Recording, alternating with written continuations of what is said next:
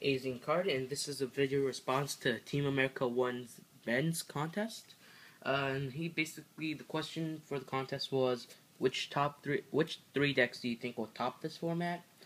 And after some thinking, I finally decided, and I thought I'd go ahead and show you guys. So, the first deck that I think might get first, or top at least, would be Mermails.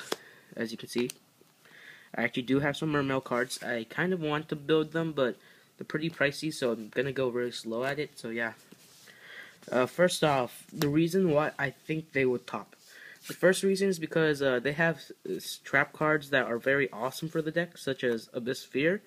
If you can show you guys this, you get to add. You can summon any Mermail from your deck, but its effects are negated, and you cannot activate any field spells or anything.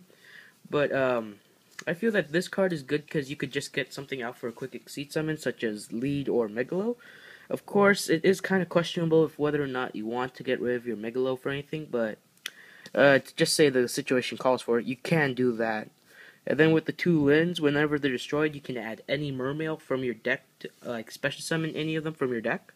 So you could always go for the Lead or Megalo or anything you want, as long as it has Mermail. And for another awesome trap, Abyss Squall, basically this will get you any three Mermail monsters out of your graveyard. So you could get, as I said before, a Lead or a Megalo or anything, so you could go for a really quick Exceed summon, which is always awesome. So yeah, and plus with Lead and Megalo, their effects work by sending water monsters to the grave to activate them. And the main reason why this is amazing in the deck is because with the Mermail Atlantean build, the Atlanteans basically, and most of the Mermails, whenever they're sent to a grave, they get a special effect as long as they were sent to the grave by the effect to activate the effect of a water monster or anything like that.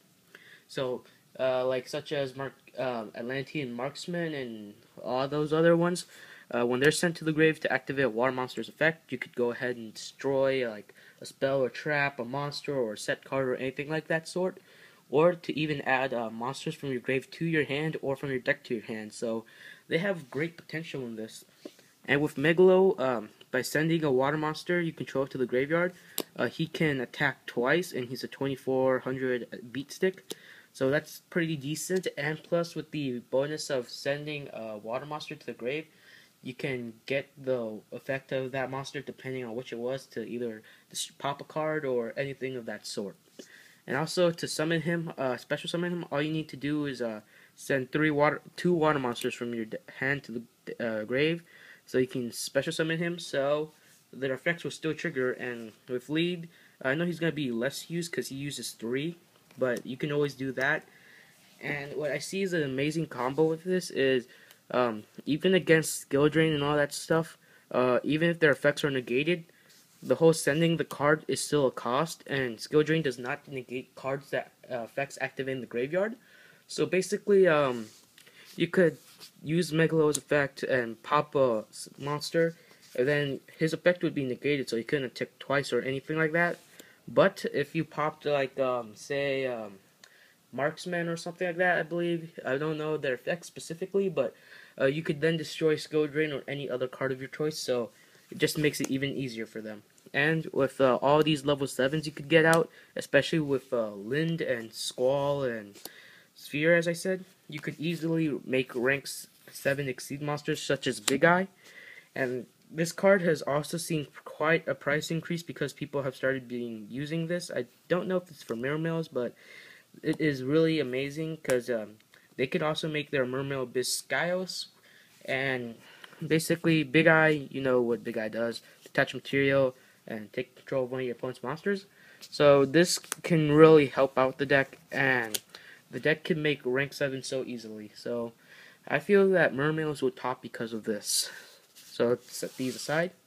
The next deck that I think could top is a deck that I really like myself, Six Samurais. Mainly because they have the main card is Xian, is a 2500 decent attack, and plus he can negate a spell or trap during either player's turn, so that can always come in handy, which it always does. Blade Armor because he can attack twice, and Excalibur to get over those big monsters. Next, Sheen Smoke Signal went up to 3, so you can have a third copy in the deck now.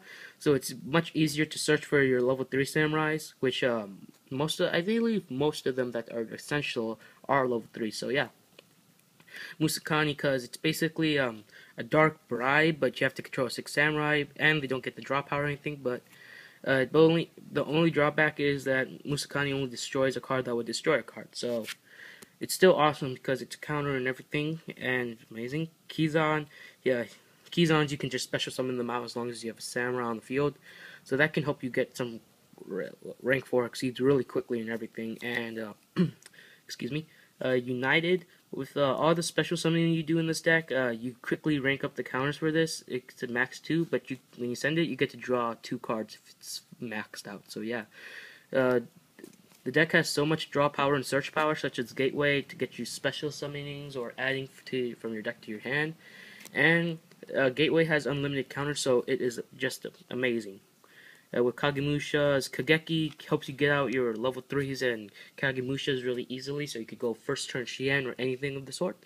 And I really love that about the deck. And Zanji, because if you control another face-up 6 samurai, whenever he attacks a monster, at the end of damage calculation, you destroy that monster, so you could use him to get rid of boss monsters like Catastrophe or anything, even though you have to sacrifice him, but still a worthwhile effect. Grandmaster, he's one of the cards that special summons himself out as long as you have 6 SAMs, so that's amazing. Inishi, he can bounce any face-up monster on the field as long as you have a face-up 6 samurai besides him on the field, and all you have to do is banish 2 of them from your grave. And Mizuho, because Mizuho and Shinai, I feel they make an amazing combo. With Mizuho, as long as you control one or the other, you can special summon the other out of your hand.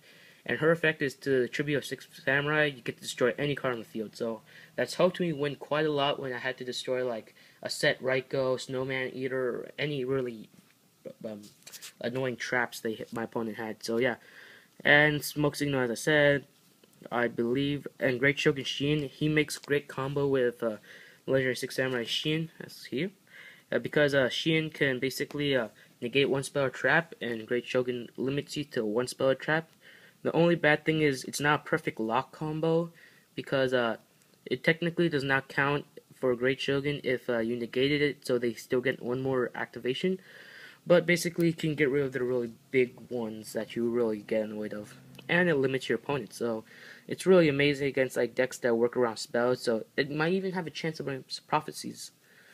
And yeah, so that's basically it for why 6 Samurais can possibly top. And now onto the deck I just stated, prophecies.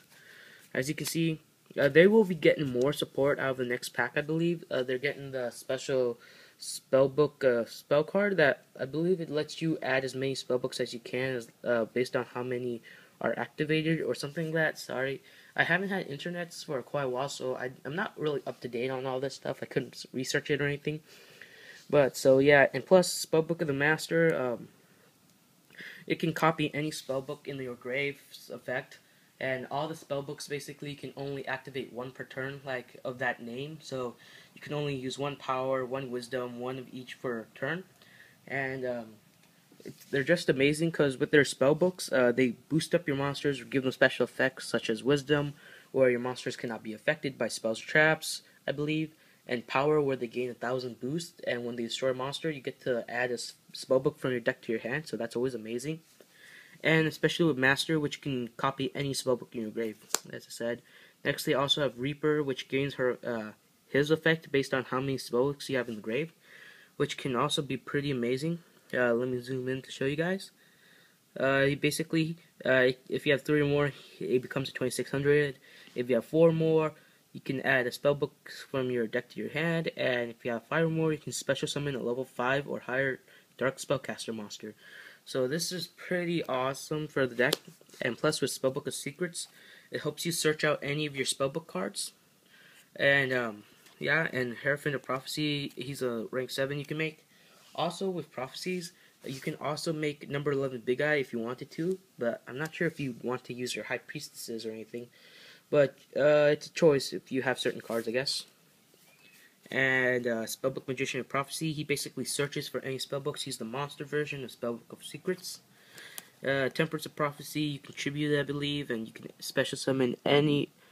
Actually, yeah, as long as you activate a spellbook card, you contribute him to special summon a level 5 or higher dark or light, so you could get spell High Priestess of Prophecy or the Reaper of Prophecy, so that's awesome. And Spellbook of Life to help you get back to some of your monsters.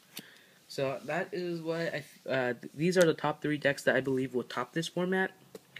And as I just explained, the only problem I see with most of the two of the decks is the price of it.